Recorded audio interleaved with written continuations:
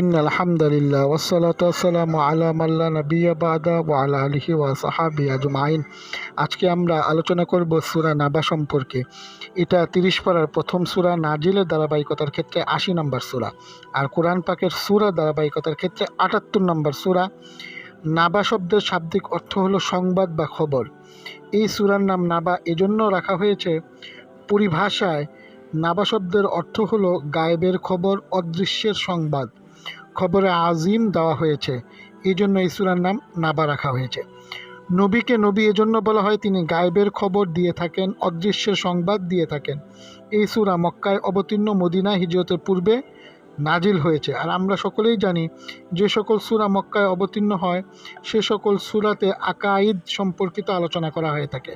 সাধারণত তাওহীদ, রিসালাত, আখিরাত সম্পর্কে আলোচনা করা হয়ে থাকে, যাকে নাবা আজিম বলা হয়েছে। এই সূরাতে ফয়সলে আজমের আলোচনা করা হয়েছে, অর্থাৎ অনেক বড় ফয়সালা, অনেক বড় রায়, অনেক বড় সিদ্ধান্ত দেওয়া হবে, যা আমরা দুনিয়াতে ছোট বড় অনেক সিদ্ধান্ত বা রায় ফয়সালা করে থাকি, কিন্তু সবচেয়ে বড় ফয়সালা হবে কিয়ামতের ময়দানে, যাকে বলা হয় নাবা আজিম, যা এই সূরাতে বলা হয়েছে ইন্না ইয়াউমাল ফাসলি কানা মিকাতা। ফয়সালার দিন নির্ধারিত করা হয়েছে, আর তা চূড়ান্ত। মক্কার কাফেররা হট্টগোল করত, চিল্লা ফাল্লা করত, কিয়ামত কবে হবে। হুজুর পাক ইসলামকে বারবার জিজ্ঞাসা করত, কিয়ামত আসবে, আপনি বলেন কিয়ামত কবে আসবে।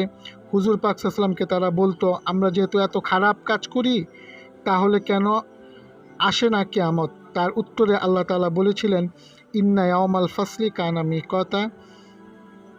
কিয়ামতের দিন, ফয়সালার দিন, সিদ্ধান্তের দিন নির্ধারিত, তার একটু পূর্বেও হবে না, তার একটু পরেও হবে না। যেমন আমরা দুনিয়াতে রাতের আগমন ঘটে, সকালের আগমন ঘটে, ফসলেরও সময় রয়েছে 6 মাসের, 1 বছরের। আমাদের বাচ্চা জন্ম লাভ করে 9 মাসের মধ্যে হবে। দুনিয়ার মধ্যে তোমাদের সকল জিনিস এইভাবে হয়, সকালে দোকান খোলো, সন্ধ্যায় বন্ধ করো, বা সন্ধ্যায় খোলো, সকালে বন্ধ করো। তোমরা প্রত্যেক জিনিসের সময় নির্ধারণ করে রেখেছো, সময়ের আগে কেউ দোকান খুলে না, আবার ফসলও কেউ সময়ের আগে পায় না। ঠিক তদ্রূপ আল্লাহ তাআলা গায়েবের বিষয়ে সময় নির্ধারণ করে রেখেছেন, কিয়ামত কবে হবে। আল্লাহ তাআলা নির্ধারিত সময় হবে, তোমার চাওয়ার কারণে পূর্বে সংগঠিত হবে না, না চাওয়ার কারণে কিয়ামত পরে সংগঠিত হবে না, তা নির্ধারিত সময়েই হবে। এই জন্য এই সূরাতে আল্লাহ তাআলা তার কুদরতের কথা আলোচনা করেছেন, কিভাবে আসমান জমিন সৃষ্টি করেছেন, তোমাদের জন্য জমিন থেকে ফসল উৎপন্ন করেন, আসমান থেকে বৃষ্টি বর্ষণ করেন, দিনকে রাতের মধ্যে পরিবর্তন করেন, রাতকে দিনের মধ্যে পরিবর্তন করেন। তিনি কিয়ামত সংগঠিত করবেন না? অবশ্যই করবেন। কিয়ামত হবেই, আর দুটি দল হবে, এক দল জান্নাতি, আরেক দল জাহান্নামী। যখন কাফের মুশরিকরা এই দৃশ্য দেখবে, কেননা আল্লাহ তাআলা জিন এবং মানুষ ব্যতীত আল্লাহ তাআলা সকল মাখলুকের কেসাস, আদল, ইনসাফের ফয়সালা করে দিবেন, আর বলবেন কুনি তুরাবা, তোমরা মাটি হয়ে যাও। অর্থাৎ শিংওয়ালা বকরি শিং ছাড়া বকরিকে গুতা মেরেছিল, তার বদলাও আল্লাহ তাআলা আখিরাতে দিয়ে দিবেন। কাফের মুশরিকরা দুনিয়াতে তো তারা বলেছিল কিয়ামত কবে আসবে। এই দৃশ্য দেখে কাফেররা বলবে, ওয়াকুলুল কাফিরু ইয়া লাইতানি কুনতু তুরাবা, হায় আফসোস, আমরা যদি মাটি হয়ে যেতাম।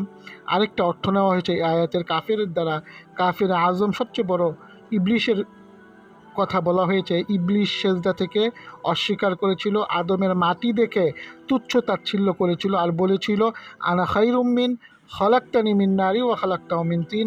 আমি উত্তম, কারণ আমি আগুন থেকে সৃষ্টি, আর আদম মাটি থেকে সৃষ্টি। মাটির বৈশিষ্ট্য হলো উপরে ছুঁড়ে মারলে নিচে পড়ে যায়, আর আগুনের বৈশিষ্ট্য হলো সে উপরের দিকে উত্তোলন করে। এজন্যই এই আয়াতের দ্বারা ইবলিশের কথাও বলা হয়েছে।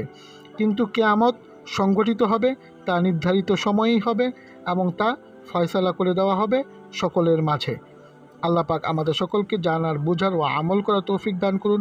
ওয়া আখির দাওয়ানা আনিল হামদুলিল্লাহি রাব্বিল আলামিন। আসসালামু আলাইকুম ওয়া রাহমাতুল্লাহি ওয়া বারাকাতুহু।